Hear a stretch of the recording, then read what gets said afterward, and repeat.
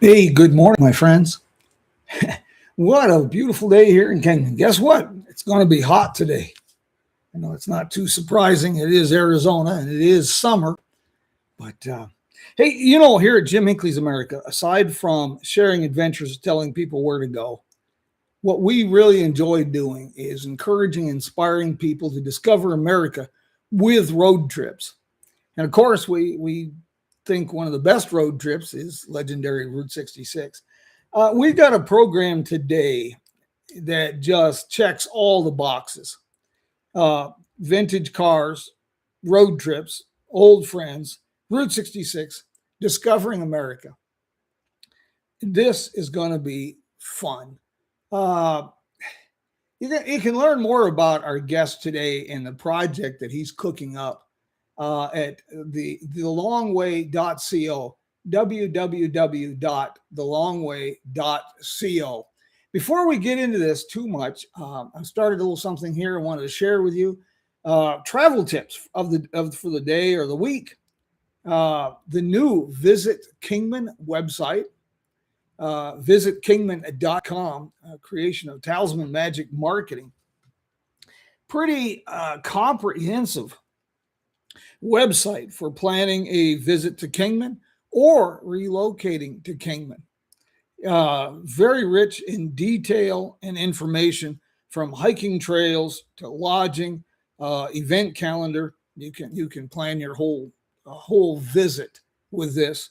Also, Kingman.tours. It's www.kingman.tours. This is a narrated, self-guided historic district walking tour, and it goes hand in glove with the Visit Kingman website. So those are both recommendations I have for travel planning if you're headed this direction. Now, this road trip, I don't even know how to describe this. So what we're going to do is call Blake and let him explain this wild adventure that just brings everything together, everything that I like and talk about. And so let's see if we can get this going here. How's everybody doing this morning? Got any adventures planned here before Labor Day or for the Labor Day weekend? Sure like to hear about those.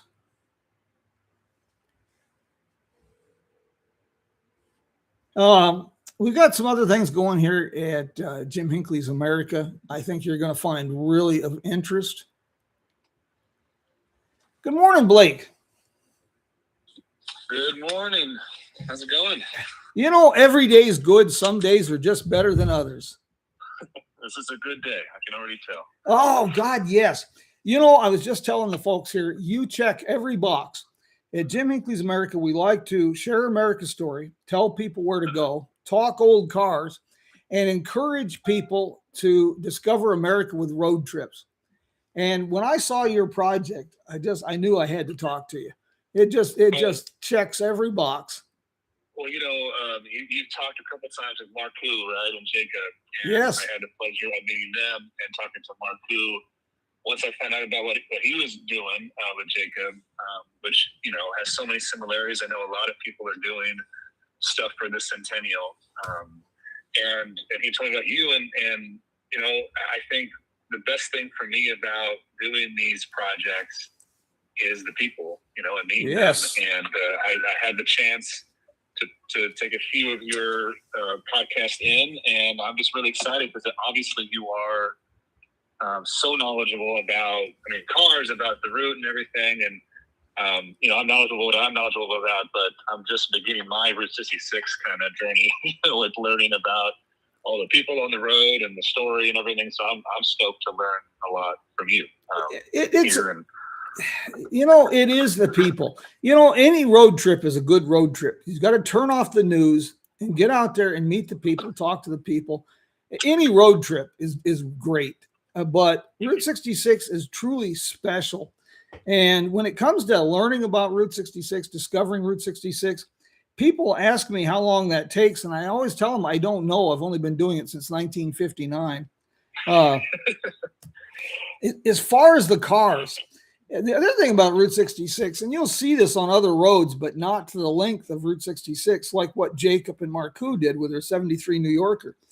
It's amazing. This road just encourages, it's the road of dreams. And this year, and it happens pretty much every year, a few years ago, I met with a group that were traveling Route 66 on pre-1916 motorcycles. Wow. This year, I met a couple that traveled Route 66 from end to end in a 1926 Hupmobile. And I missed a fellow that was doing it in a 1914 Peerless. Wow. So your endeavor piqued my interest. See, that makes me feel a little bit better about what we're doing because we got 1960s, so we have at least a few decades on some of those people that I know the Peterson just completed their road trip, and I believe in 1926 automobile as well. So yeah, that takes some bravery for sure. Well, what you've got in mind though, the 1960s cars are definitely more modern to meet more modern traffic needs. But if I understand this correctly, you guys are kind of turning this into a gambler special. Will they make it or will they won't? Trying to bring this thing under in a budget like you are. Yeah. No, I mean, the impetus of this was not to make it what it's kind of become.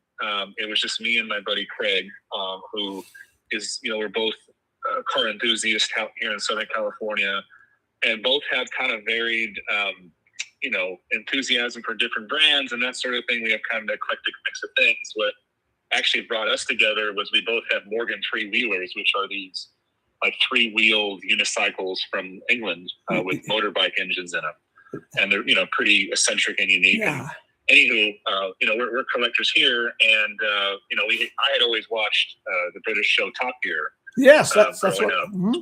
Yeah, and then there was three dudes there, and it was scripted, but so well scripted, and you just felt like you were watching three buddies, do things together and have fun or adventures. And one of the things they would do once in a while was this cheap car challenge, where they would have this really low budget, buy three cars, reveal them to each other. They make fun of each other and their choices, and then, go on a road trip and have all these kind of hijinks along the way. So me and Craig always thought, okay, well, let's do that. That would be really fun, to kind of replicate that, not to be a TV show, just to do a thing, with friends. And, we had talked about it for years. And actually at one point, Craig bought, we had been talking about some permeation of, hey, but let's buy cars from our high school graduation year, or something like that. So he started, as we do, kind of hunting for cars, and had actually bought a 1980 Celica white automatic convertible, and it's the least valuable by dollar car in his car collection, but to me it's one of the most special. And we ended up doing that because how life is. I mean, I have two kids, I have businesses I run, I'm a psychologist by trade, so life just gets to the point where you never think you can actually commit to doing something like this, at least how busy I am. So it kind of kicked down the road, like this kind of fantastical thing. And then for whatever reason this year, I think I'm going to give a shout out to Craig too. Like, I think he gave me permission in a way to be like, hey, it's time. We can, this is the year we can do something like this. And he actually suggested Route 66. And I'll be completely honest, at first when he said that, he said it a couple of years ago, it didn't pique my interest. Our car enthusiasm sometimes is about canyon driving and driving fast and, spiritedly and stuff like that. And I just didn't appreciate the history of Route 66 at the time. And then actually my son, who's 2 now, from the womb has been obsessed with cars, which has been a blessing because my daughter could not care less, So since he's been obsessed with cars, he got into the Cars movies, the Pixar Cars movies. And of course that was really based on the Route. So that kind of got me like more into actually this cartoon, right? Learning more about the Route. And then I said like, hey, let's just do it. Let's, sometimes, things become a never and you just have to do them, so started that process, and it's kind of grown from there. Well, you like to do the mountain roads like the Angels Crest Highway and things of that nature. Yeah. Well, we got a section here in Western Arizona you're going to love. The pre-50. I had heard that. The pre-52 alignment up through Oatman is the sharpest curves and the steepest grades anywhere on Route 66. And to make it more fun, it's narrow and there's no guardrails. Great, yeah. Well, I'll say the one thing about our cars. So, as per Top Gear, we're kind of keeping the reveal secret until the 25th from each other too. So I have no idea what Craig has. He doesn't know what I have. Alex, our third buddy there, is going. We don't know what he's gotten. So in St. Louis, and we, the route starts in Chicago. Would have loved to start in Chicago, but just that was one of the concessions on timing and that sort of thing. Right.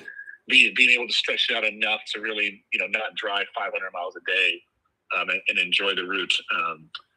We started St. Louis, so we're going to leave it for there. But the one thing I'll say is that, it is a challenge. It is a real hunt to purchase a 1960s automobile sight unseen out of state and ask someone to hold the car for in my case, it was, probably 9 months that Fred, who I bought my car from, has held it, so it's really a needle in a haystack, and then something that maybe, I actually like, and would want to keep and maybe, take the family in. So I did find that car, but the one thing I'll say that your part of the route really solidified in me is I did upgrade the brakes. So I have a safe car.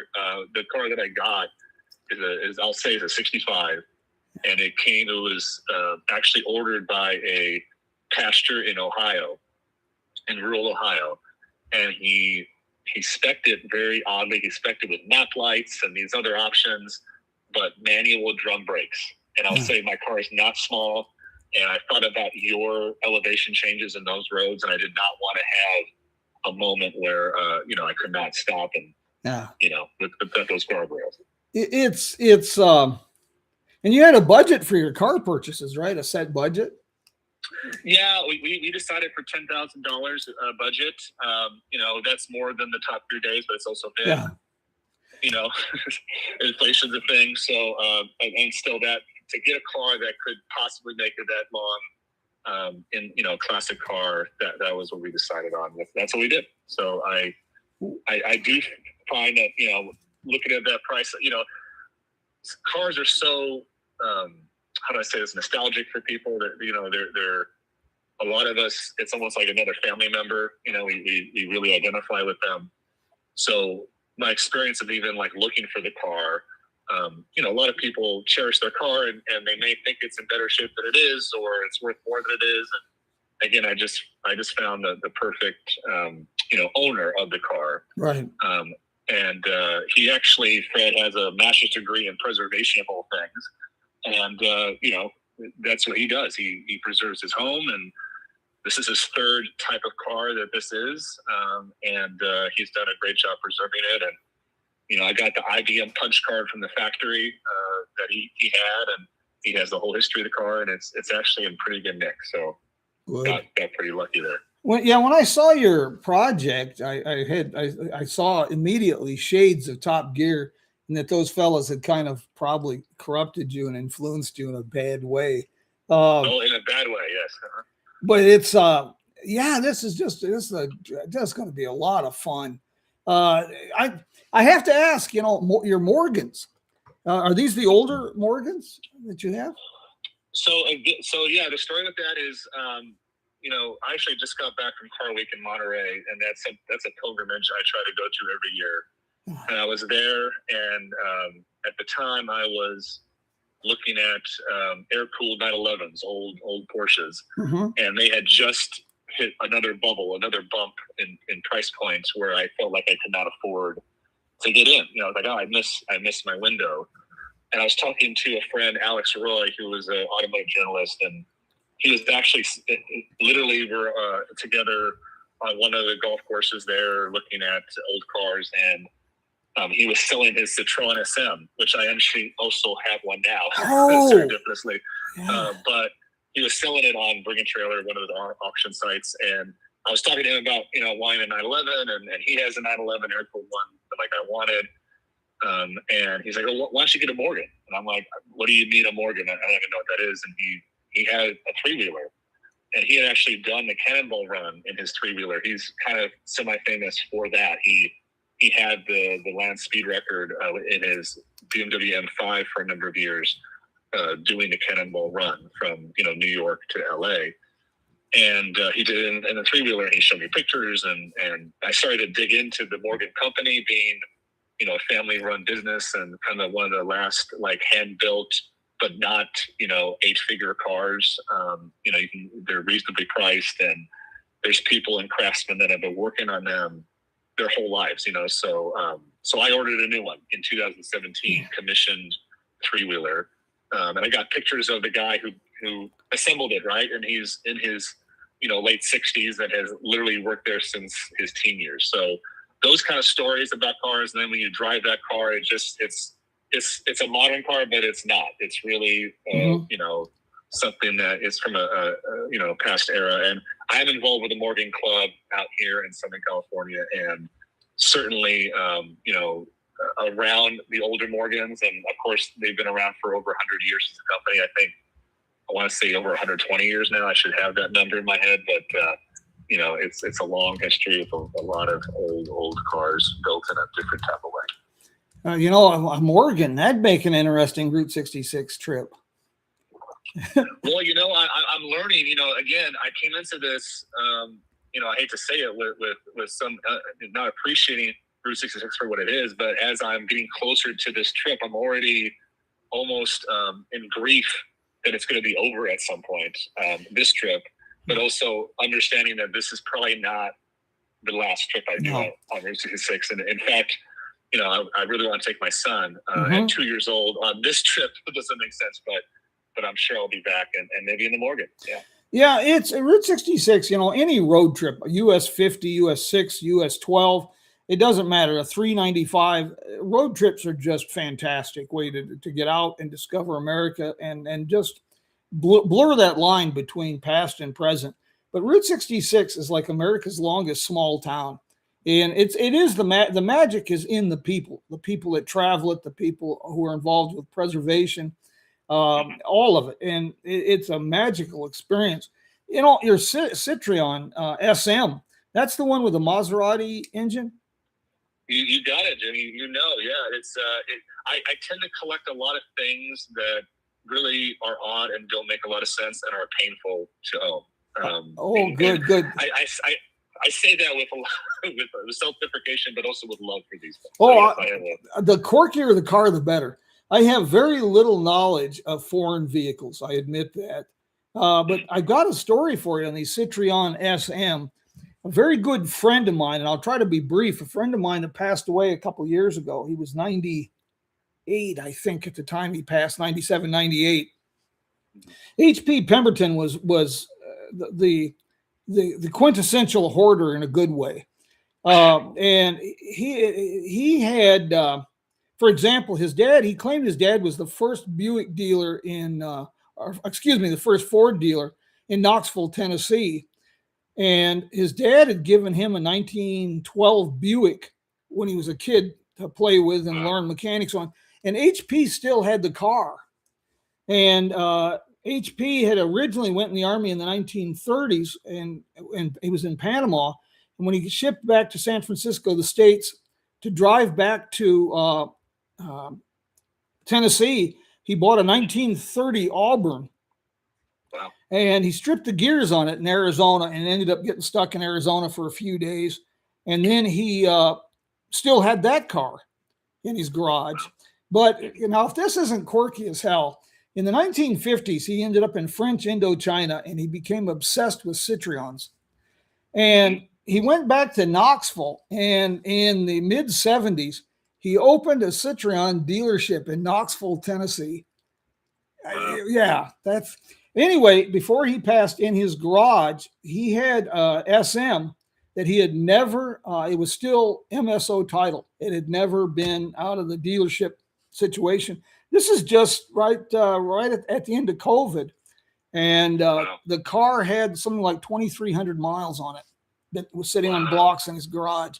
And it was if the car, the styling is, let's just say distinctive. It is. And if it wasn't distinctive enough, he had special ordered this in kind of a dark lime green with kind of a dried avocado orange interior. Oh my God. It was pretty bizarre. It was pretty bizarre. Yeah, no, they are bizarre in the best kind of French way. You know, the French, you know, they do their own thing very proudly. I mean, that car won Car of the Year. I believe it was Car and Driver. And very famously, there's kind of this understood thing that when you get Car of the Year, you buy ad space in those magazines.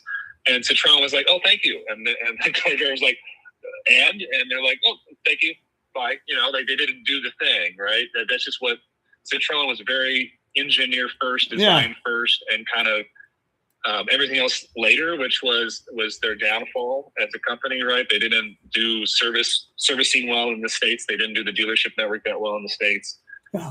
And things are so difficult to understand because they're so bizarre. You look at an engine bay in a Citroen and how the suspension works or how even the electrics work and everything, and it doesn't make a lot of sense because it's not, it's just different. Everything, the steering is just bizarre, but it's great. And, I love that car, but that car is another story that kind of ties into this project, The Long Way Home, which, when I started really planning this route out and this trip out, I actually was making it a thing because I was trying to help out my buddy who's a photographer to do this road trip for himself, and us, and get some good photos. And I thought it was an opportunity for him personally too. He had been through some very difficult things. His daughter had passed away from cancer, and so I had tried to start like, hey, can we do this creative thing together?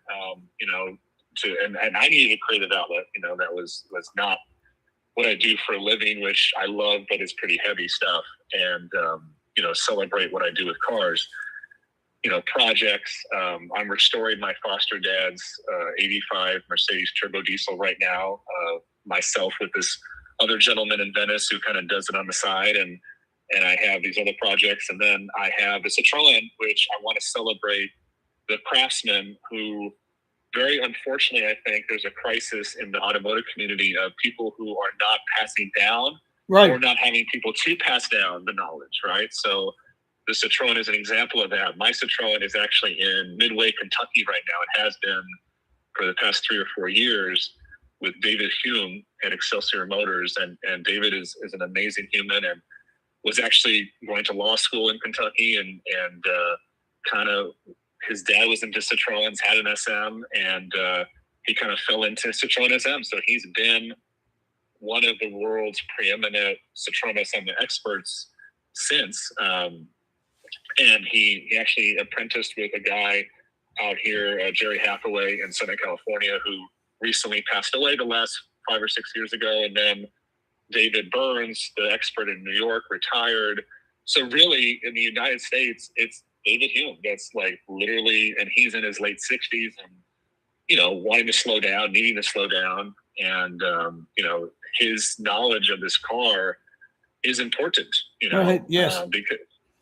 Because it's a domino effect, then there's no one to work on them. The value goes down, no one invests in them, and it's lost. And then you have, a really lost art form. So my friend Roland, who is a just superhuman Citroen expert and aficionado, he installed an apprentice, Benjamin, out there in Kentucky with David.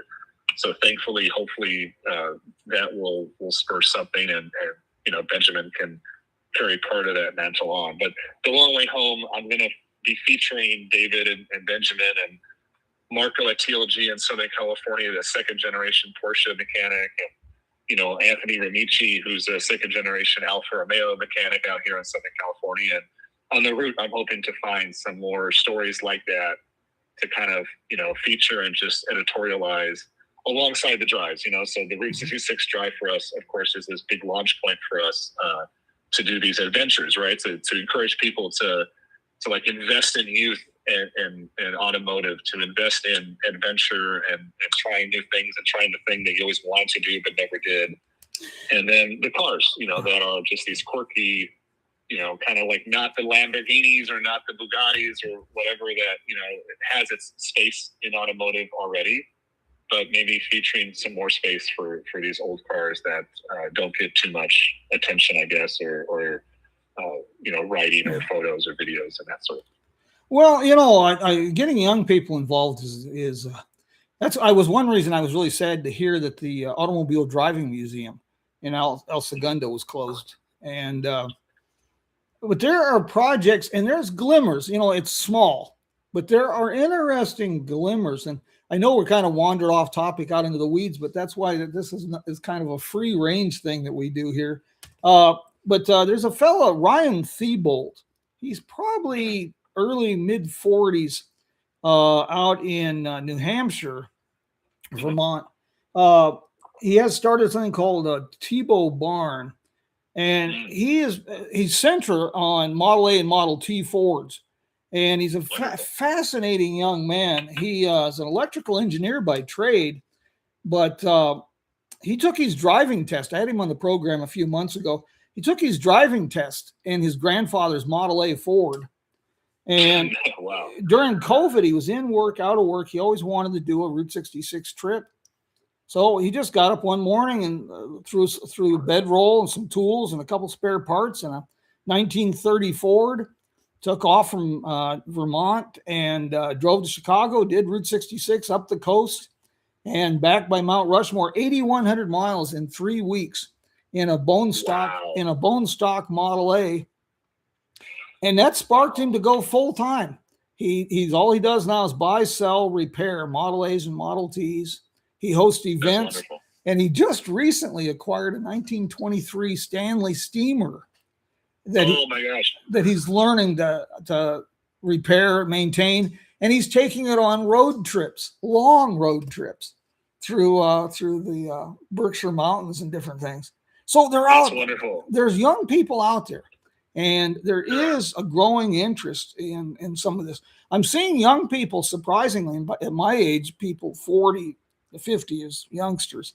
But I'm seeing people 50-ish, 40 to 50, taking an interest in brass era cars again. And I find that pretty interesting. That's wonderful. That's, I love diversity. This is one of the things that's been a blessing, too, about this trip for me is to get back into American cars, because I think early on in my enthusiasm for cars. My high school car was an Impala SS, and I kind of veered away from American steel, and that's been great. But yeah, I love diversity. So I love how you kind of go through phases sometimes as aficionados of anything. I mean, I'm really also impressed that you have stuck with the route, right? Because you've been doing it for your lifetime, which is amazing, right? To like really deep dive into something. And I'm a little too ADHD. I kind of bounce around a little bit. But talking about the kids, I mean, I want to give some shout out to someone I just met at Car Week this last week too. There's Jeff at Piston Club. I don't know if you're familiar with them, but they're a nonprofit who gives scholarships to young people who want to go to one of these. And there are a number of college programs for automotive restoration, which is awesome. And I know out here in Southern California, talking about, steam locomotives. And of course, Jay Leno is someone who is always around. I mean, I see him driving around all the time in Malibu and stuff. And he drives everything. Unfortunately, he had his accident semi-recently working on one of his steam cars. But he's very also passionate and in the mode of helping young people really keep these cars going and the museums going. I think the car, being a mechanic, at one point was pretty difficult as a business, but at this point, I tell young people that I work with, if you have a niche and you have an aptitude for it, there's people that do really, really well. Yes. So there's a market out there for it. Speaking of Jay Leno and tying this to Citreons, my pa told me the wheel bearing is connected to the muffler. It's just in a roundabout way, but tying these two together, Autobooks, Aerobooks up in Burbank. Yep. I do a book signing up there about once a year, and I visit with Jay. And something that really speaks volumes about who Jay Leno is and what he does with young people. a couple of years ago, I was there. He showed up in a Duesenberg down at the bookstore, and a kid showed up in one of these little tuner cars, you know, and the kid was a typical, what we'd call the lost generation today, like they used to say in the 20s, the baggy pants and the whole 9 yards. And most automobile enthusiasts, especially with cars like a Duesenberg, they really wouldn't give the kid time of day. And Jay spent at least 20 minutes with that kid. The kid was interested in the Duesenberg, so Jay opened the hood. Jay talked to him about the car. Jay had him sit in the car. And, I mean, he spent about 20 minutes with that young man. And that's what we've got to do. If we want young people involved and interested, doesn't matter if it's Citreon or Duesenbergs or, you know, a 1960 Rambler. You got to expose the kids to it. Yeah, you got to get them out, you know, like bring your cars out, drive them, you know, that's first of all, that's what's good for the car itself. Yeah. For you. I think that's why we have them, I hope. But, you know, so many of us, again, and I'll give grace to myself and others, like, you know, we have X amount of time in our lives and we have other things, obviously, that are also important to attend to. But, you know, we got to get them out and show them around. And to your point, you know, be inclusive about it. Like, don't, and I think that's what frustrates me a little bit about pockets. Not all the pockets of the car community is that, you know, it's us versus them, or there's a lot of judgments and stuff. And it's like, come on, we're all appreciative. There's something to appreciate in everything, whether that's the tuner crowd, right, or the American crowd, or the Porsche crowd, or whatever. Like, at the end of the day, you know, we have more similarities than the differences, and the differences should be celebrated. And maybe there's something to be learned from each other in those differences, right? Like what you enjoy about it. And that's, again, what I'm learning about everything I learn more about the route. I mean, it goes beyond cars, of course, right? Like cars, the motorhomes and the cars, and that's kind of what brings it together. But I mean, the neon signs, the family-owned businesses, the people that have invested their lives into these properties and they run them like their own baby, right? Like that's amazing. That's something that I want to be a part of and celebrate and be more than just kind of our normal everyday. You know, like Dawn at the Blue Swallow versus staying at the Holiday Inn. Nothing against the Holiday Inn. It's a serviceable thing, but it's not the same product, right? It's not the same thing you're buying into. Well, man, if we could get that mindset infused into our politics. Anyway, that's another story. For your trip on Route 66, one of the challenges you're going to have is trying to stick to a schedule. Because once you start talking to people, next thing you know, you've been on the road 8 hours, you've traveled 90 miles. But there's some great things right outside of St. Louis, and you may be aware of this. I think it's near Kirkwood, and it's just, half mile, quarter mile of Route 66 is the National Transportation Museum. Planes, trains, and automobiles. One of the largest collections in the United States. Wow. And there's a museum down in Sapulpa, Oklahoma, on Route 66. And they've started a neat project. They have about a 8-mile stretch of Route 66 that's kind of dead end, truncated. And they have a 1920s Packard that they will take you for a ride down Route 66 in. Oh, how special is that? See, I love that. See, I believe I wasn't able to ever go, but the museum in El Segundo that you mentioned, they would do drives too with people. Right? Yes, that museum was incredible because they brought in young people, teenagers, to be like apprentices. They would air up the tires, they would wash and clean the cars, and then on a weekend they would help prepare 2 or 3 different cars for people to take rides in. And it could be a DeLorean, it might be a Pacer or a Gremlin. Or it could be a 1905 Cadillac that they took you out for a ride in.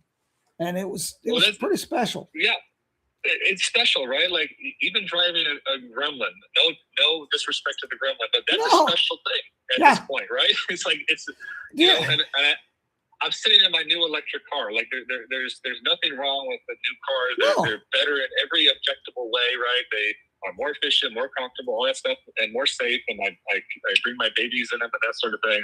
But they don't have the tactility. They don't have the sensory experience or just the nostalgia, right? And just sitting in something that was from a different era. So it's all special as long as, and that's the thing, like, you know, I'm going after this to meet my friends in Malibu to have a coffee. We do that as many Sundays as we can. And we go to a Cars and Coffee or something, and that's amazing. It's amazing community. We get to nerd out, talk to each other. But I want to drive. I want to experience these things and to share them, right? To swap cars, to give that kid even seat time in a car, even if it doesn't move. Like, that's the special moments, right? That you get connection to these things. Yeah, first of all, there's no nostalgia for the newer cars yet. And second of all, the cars today are much better in every capacity except one. Somewhere between 3,000 and 300,000 miles, these cars will quit. And you have no idea when or what to do when it does. That's a downfall.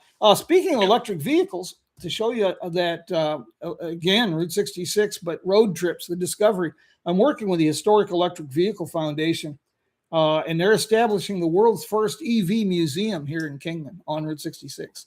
Actually, I did partake in one of your episodes where you talked about that. It's amazing because there is a history to it, right? I think. Actually, Porsche, Grandpa Porsche, the original, engineer. I believe one of his first cars was an electric car. I mean, it was one of the coal electric. I mean, gasoline was not the only method of fuel. Not at all. Again, my pa said better to fill your head with useless knowledge than no knowledge at all. And the first person struck and killed by an automobile in the United States was a fellow named Bliss. And he was struck and killed by an electric taxi cab in New York City in 1897. Wow. Yeah. See, there you go. So it's been around, right? It's just we kind of circle around things. So, look, at the end of the day, if I'm in LA traffic, there's nothing better than an electric car. Yeah. I mean, it democratizes what we used to say is the Rolls-Royce experience, right? No vibration, no sound. You're just in this supremely, laminated glass cockpit, and it's democratized. It's not at the price point of a Rolls-Royce or a Bentley, but at the same time, on the opposite end of that, is there any fizz? Is there anything that you feel emotional about it? They're absolutely not. So, that's where you get your old car and take a trip. You mentioned the Peterson being involved. You're going to have kind of a welcome home party at the Peterson when you get near the end of your Route 66 trip. We are. We're so grateful to have them on board. I mean, my friends and I, a good portion of us are CF 200 members, so we're part of the club in the Peterson. And again, we're so, as car people, we're so blessed and cursed to be in Southern California because it's just such a car crazy community. You see such crazy stuff here. And we do have the Peterson, which is quite an amazing organization and museum, on Museum Row there in LA. And, I approached them and said, hey, this is what we're doing. And talked to a few people there, and they're like, yeah, that sounds awesome. Like, we could host you. So there's a ramp in the parking structure outside of the museum that, they do host monthly events, and usually they're cruise-ins. They're like, their theme, there might be a wagon theme or a American car theme or a Japanese car theme or something. So that day when we come in, our 3 cars will be featured there with some literature and some photos and that sort of thing. And, we'll have some family, friends and family. And then anyone that happens to be at the museum, of course, can take it in as well. And be kind of a cool, homecoming for us at our local car museum that we have here. Oh, that's more than just the local car museum. That is a crown jewel of car museums in the United States. Period. Oh, well, I don't know. I have to sample some more. I mean, like when I'm in Kentucky, I really want to, next time to visit David, I want to check out the Bowling Green, the Corvette Museum over there, and a few others. But the Peterson is amazing, and they do such an amazing job. And I'm just kind of tickled to even be a little bit featured there in the vault. Oh, the vault, you're talking about that. I'm not sure if it's still, I'm sure they still have it. And speaking of electric cars and the Peterson, they have a very fascinating car they had. There was an unrestored, a little bit ratty, but it was a Woods dual power. And Woods was a pioneer in electric vehicle manufacturing. They manufactured electric buses and taxi cabs in the 1890s. But this is a 1915 or 16. And it was advertised as the car that soils the air less. And it is a 4-cylinder gasoline electric hybrid. No way. Hybrid, wow. It's got a 4-cylinder gas engine, and it's also an electric car. So does it power different wheels? How does that work? You know? No, I don't have a clue how the thing works, but yeah. My mind. It's way beyond my skill set to try to figure this thing out. But yeah, I thought that was a very fascinating automobile. Another thing about Route 66, your trip, Route 66 is, and you can find this when you drive up to Capistrano or Highway 395 there in California and others. There's such it's the American story made manifest.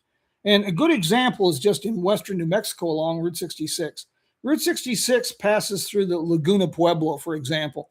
The chapel in Laguna was built in 1699, and the village is about 300 years older. And yet 30 miles away in Gallup, New Mexico, you have a beautiful motel that's been restored, the El Rancho, that was built by D.W. Griffith's brother. And it was a haven for all the movie stars filming in that area, Monument Valley and whatnot. And they have a whole mezzanine filled with photos of all these stars. You can rent the suite that John Wayne reserved constantly. And then almost immediately next door is an authentic trading company, the Richardson Trading Company, that's one family owned, been in business since 1913. Wow. And one block in the opposite direction is Earl's restaurant that opened in 1948. And they do what they used to do under the portico. They allow the Zuni and Navajo and Hopi to sell their artwork, their jewelry and artwork under the portico at the restaurant. So you have this entire cultural swirl within 30 miles. You have centuries of American history and all these, and that really encapsulates the Route 66 experience.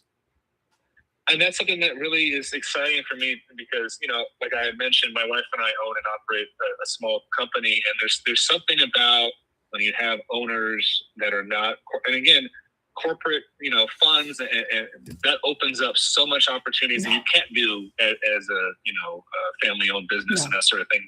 So it's kind of like the electric car versus, you know, an old, you know, turbo diesel or an old electric or old gasoline car.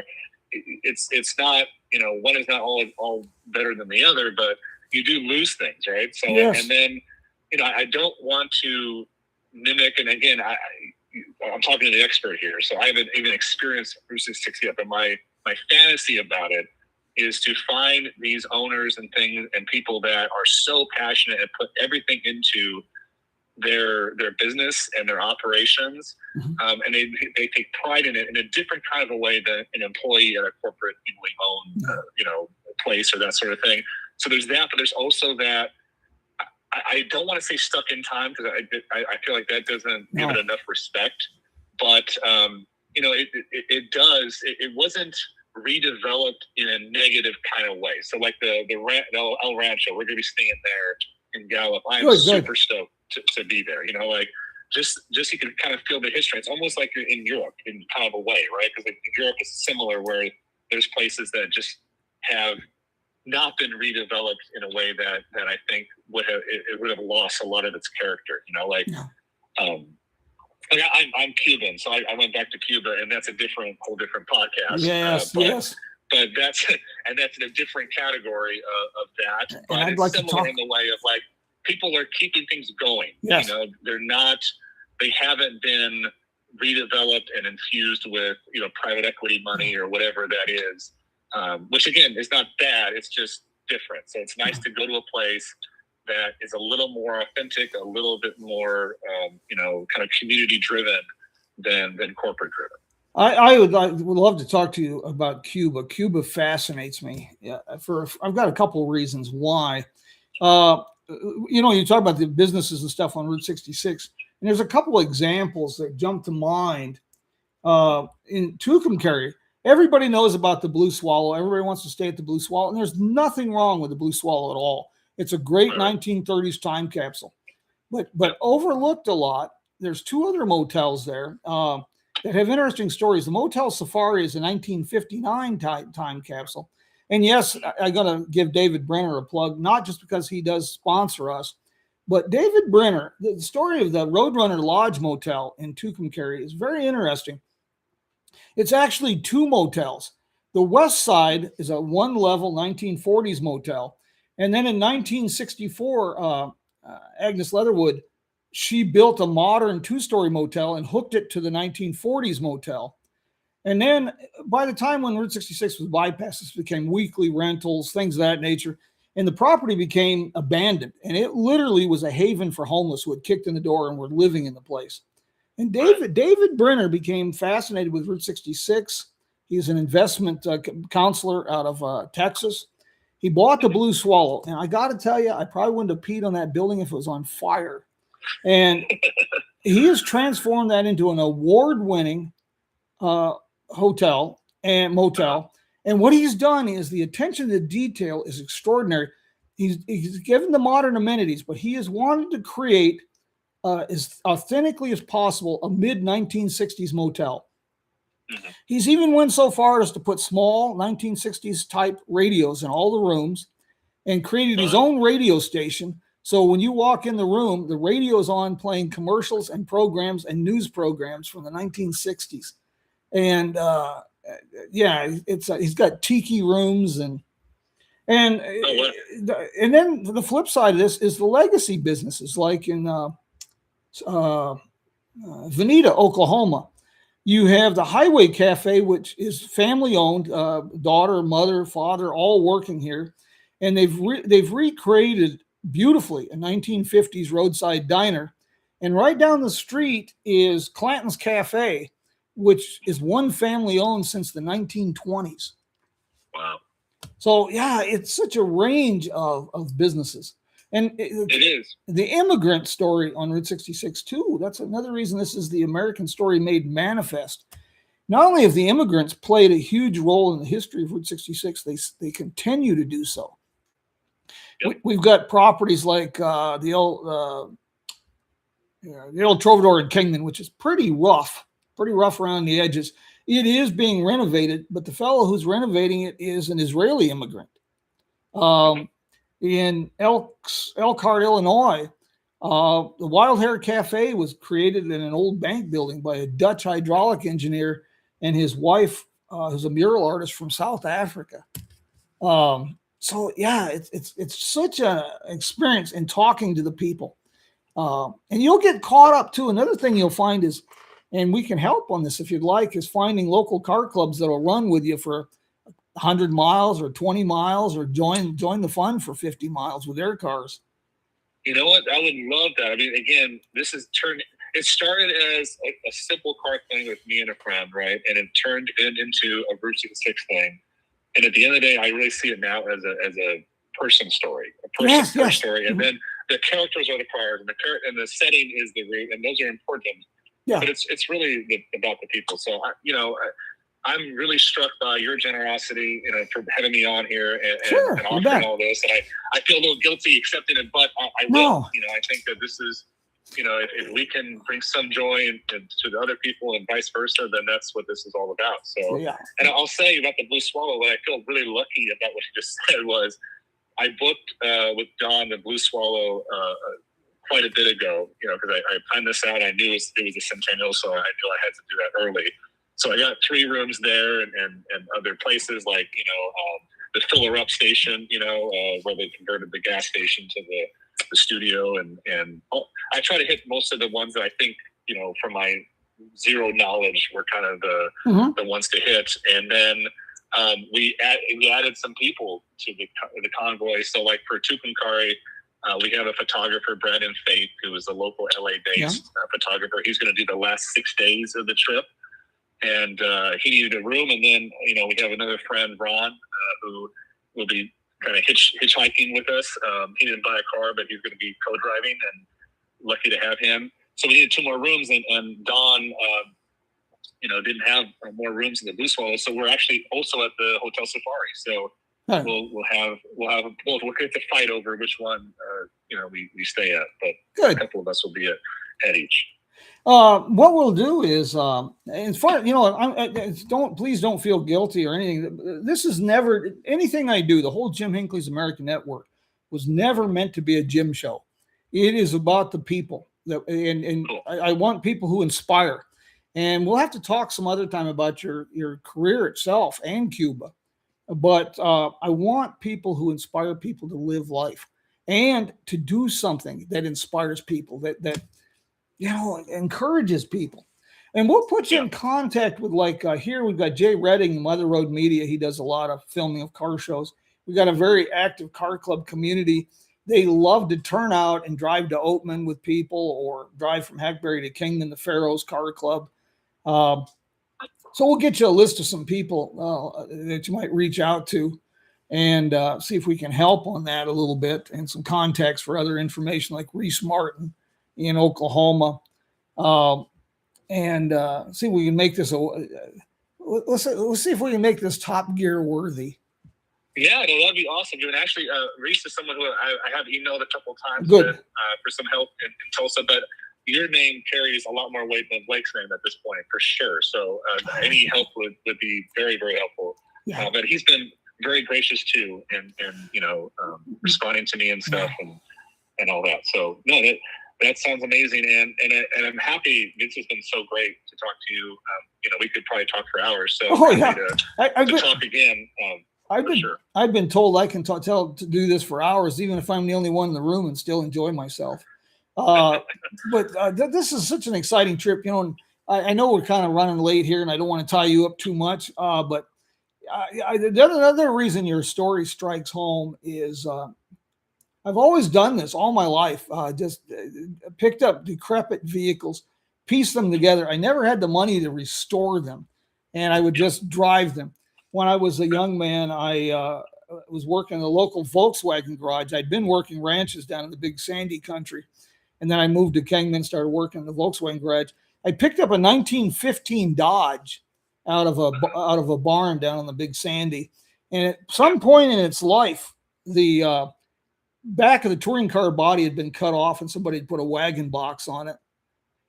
And I got it running and drivable enough, so that was my car to drive back and forth to work until the police shut me down, because a couple times they stopped me. They thought the car was on fire because it smoked so bad. And I've done this with taking trips. I was with a buddy of mine in California. We ended up getting a 50 DeSoto in Phelan, California, out near Victorville. And he had a buyer for it in New Mexico. And in a weekend, this car had been setting for 30, 40 years. We managed to piece that thing together enough to get it to New Mexico in the summer across the Mojave Desert. Oh, my God. Wow. Yeah, just dumber than a box of rocks. Well, no, that's kind of, man, I don't know how much time we have. I have time, but regardless, I'll try to make it short. But long story, how I got into cars itself, and my enthusiasm for them. I didn't grow up in a car family. My family, would buy a Toyota Camry every 5 years, and that was the extent of it. But as a lot of us start through like media and movies and stuff, the DeLorean and Back to the Future was my first kind of love as a kid. I would fantasize that my dad's silver Toyota Camry I could turn into the time machine and that sort of thing. And then fast forward, unfortunately, I had some family transitions. My mom passed away from cancer, and my dad and I had a falling out.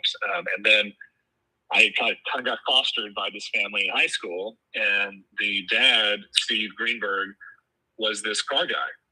But like a lot of us, his dreams and his fantasies did not match up with his budget, right? Because to your point, restoring a car, whether you're doing it yourself or especially if you're paying someone, right, is a wealthy man's game. So he would very famously buy the worst example of the best car he could afford, right? Which you can, as a car guy, probably understand never turns out well, right? Because the fantasy never matches up with what you can do, right? So he would buy, and he had Alphas and MGs and Volkswagen Beetles and Mercuries, and he had also a wide variety of things. But he would never have anything running. I remember when I got there and I had my first day, living there with them. He had a Triumph TR6 in the garage that he had for like 20 years, was on blocks, and he would never, like everything else, would never drive it, right? So me and my foster brother, Sam Greenberg, who was more handy than me, but we would, tag team and rebuild the suspension or do something on that car, and then something else would break, right? It's British, right? So the famously would never work right. But great to drive when it did, right? But it barely drove. I mean, really barely drove. So fast forward, one of the things that I'm featuring on the long way home, and is my first kind of editorial in the car section, is Steve, unfortunately, is now in his older years and can't drive anymore. His memory has gone to the point where it's not safe for him to drive. So I got this text message from, his wife, my foster mom, and, hey, do you know where I can sell this car? It's leaking on my driveway and he can't drive anymore. So, and I said, well, that old Mercedes coupe is not worth what you think it is. It's not worth much, but here's a dealer or here's a shop that will sell anything, right? So then a few days later, she texted the whole family group and said, hey, does anyone want to sell Steve's car? They can just keep the money, just sell it. And I kind of, didn't sit right with me. So I said, hey, I'll take it. I'll restore it myself and drive him around in it. So he has something, because when you're losing someone slowly, kind of like that in life, things like that then just quietly go away. And I wanted to keep that going, right? So that's one of the projects I took on, and I happened to just, as these car things happen, right? I needed a turbo, so I looked on eBay, and I found a local guy in Venice, California that had one, and I messaged him like, hey, can I, instead of shipping, pick it up? And he said, actually, I'll come to you. So he came from Venice to Thousand Oaks, kind of where I live, at night, took it off with me, put on the other turbo, and I'm like, hey, do you do this? And he's like, well, my job is I work in corporate procurement, but on the side, just to keep my sanity, I do these things. So I'll help you, but it has to be like, in my alleyway in Venice behind my house, and off, just when we have time together. And that kind of turned into, now the car is at my buddy Craig's hangar in Van Nuys Airport, and we're restoring it together, and those are kind of special things that I think make cars alive. Yeah. Right. And again, the car's I'm going to have more money in it than it's worth, but I'll get my hands dirty and it'll be this thing that was resurrected in a way, but I'll keep it a little decrepit, to your point, a little rough edges, to honor Steve. You are going to fit in, and you're just going to feel like right at home on Route 66. Everything we've talked about, this is the essence of the Route 66 experience. It's the people. You break down a lot like Marcoux and Jacob. They lost the transmission in that '73 Chrysler, and it's just astounding. Exactly what we're describing. You mentioned Time Machine too. That is, I appreciate good workmanship in a street rod, a hot rod. I have no interest in owning one, but I can appreciate the workmanship. But you get a vintage vehicle, restored or unrestored, and you take off on 395 or Route 66 or, the coastal highway, anything, it becomes time travel. It's as close as you're going to get to time travel when you get on those roads. Yeah, it's going to be a great adventure. Now, your big reveal, would that be a video? Are you going to do that live stream or? Good question. I'm kind of learning, I'm not an influencer. I'm not a content creator, but I'm learning on the fly. And thankfully, I have a little bit of help now. So actually, I mentioned Brandon Faith is going to be with us the last 6 or 7 days on the trip. The first 3 or 4 days, Ben Gear is joining us, and he's actually shot the Route 66, experience, I think 3 or 4 times maybe already. So he's actually also pretty well, adept at it. And it's not a car guy, which I actually kind of appreciate. So a little bit of a different eye. So he's going to be doing some videos, some stills, and we're kind of still figuring that out. But yeah, we'll be creating some content to share, because at the end of the day, I think what I would hope out of this would be something for me personally, selfishly, is my personal project, right? That gets my creative juices flowing and does something for me as a human, but then hopefully someone else can relate that's maybe, close to my shoes, and, people who take their responsibilities in life very seriously and maybe sometimes too seriously, and just need to be, a kid again a little bit and play and give themselves permission to do that. And that's where I think, my hope is that some of our content can spur other people like myself to take the 10 days, to do the thing, to get back to your family, and your responsibilities and that sort of thing in a refreshed kind of a way. So Yeah, you got That's my to, hope. you got to balance life, and you got to have a balance in life. Yeah. Blake, I tell you what, I have enjoyed this conversation immensely. I'm looking Ditto. forward to meeting you and your crew. I'll get you some information. I'll facilitate some contacts along the road for you. And Appreciate that. if there's anything I can do to assist, you just holler. The absolute worst that happens is I laugh hysterically and say, "Well, that ain't happening." Yeah, please do that. Yes. But otherwise, I'll jump in where I can. And Yeah. I wish you all the best in this. I'm really excited to see what you end up with. I appreciate it. I ditto. Anytime you don't have a guest or don't have anything to do, hit me up, and glad to give you an update on the road or afterwards. Yeah. And actually, the next time you're at Aero Books or you're in California, I'd love to tag you in there and meet you here. And, I would enjoy that. I would like that. I was in Burbank. I didn't do a book signing last year, but I did go. I would cover the LA Auto Show in November, and I was there, and I stayed out in Burbank at the Safari out there in Burbank, and popped into the Auto Books, Aero Books, talked to Tina and Chuck out there. Yeah, I'll keep you posted on that too. Yeah. Yeah, for sure. I thought weren't you going to be somewhere in California too in October? Yeah, 29 Palms. That's right. Okay, maybe I'll make the trek out there. Yeah, it's their 90th anniversary of Pioneer Days, and I'm going to be speaking about. I'll do a book signing on Saturday, Friday night at the Historic Society.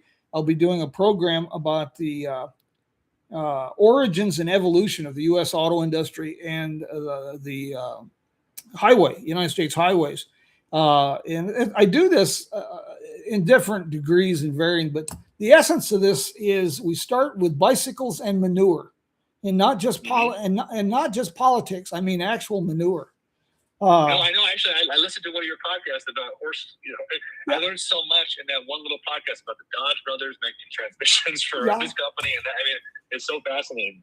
Thank you. Blake, I've enjoyed this immensely, and I'm really excited about your project, and I look forward to future conversations. Ditto. Thanks, Jim. Appreciate it. Have a good day, man. You too. Bye-bye, sir. Bye-bye. We ran a couple minutes late here today, guys, but man, what a conversation. What a fascinating fella Blake is. And didn't get a chance to really give a shout out to some of our sponsors yet, aside from the Roadrunner Lodge. So I'll do that real quick. I want to thank listeners who support us through Patreon. And, of course, Vicki Ashcraft out at the Enchanted Trails Trading Post and RV Park in New Mexico. She's also the head of the New Mexico Route 66 Alliance. Just a wealth of information if you're planning a trip along Route 66 in New Mexico. If you don't want to go through the hassle of planning a Route 66 trip or a great road trip in the United States or Canada, you want to try Route Trip USA, routetripusa.com, and they are a bespoke holiday specialist. They'll take care of you real well. Austin Coops, 2 Lane America. I can't say enough about working with Austin. It's a real pleasure to meet with his tour groups and that are traveling Route 66. He also does tours through automotive museums in southern Michigan and northern Indiana, fall tours color, and a western tours out to Yellowstone. And my good friend Sam Murray down at Gilligan's Route 66 Tours does a caravan tour as well as an incredible self-drive tour and also a great Mississippi River tour. And then Dina Nelson, State Farm Insurance, kind of a hometown hero. We sure indebted to her as well. My friends, we'll do this again next week. I hope you enjoyed this, and please feel free to share this with your friends. And we'll get information up on Blake's project. You can find more at www.thelongway.co. And our 2 other programs, websites I really want to mention for you if you're planning a trip or thinking of just a great getaway and don't know where to go. Check out www.visitkingman.com or www.kingman.tours. I think you'll really enjoy that. My friends, thank you. And we will talk soon. And we'll do this again next week. Don't forget to check out our Podbean channel, Coffee with Jim programs, the Route 66 Centennial certified programs. We share a bit of America's story, tell people where to go, things that we do best. Those are recorded programs. Our live stream is here on the Jim Hinckley's America YouTube channel. And the program that Blake mentioned about the early auto industry is now up on YouTube. And check that out as well. Drop me a comment or a note.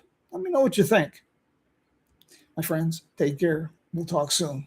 Adios, mi amigos.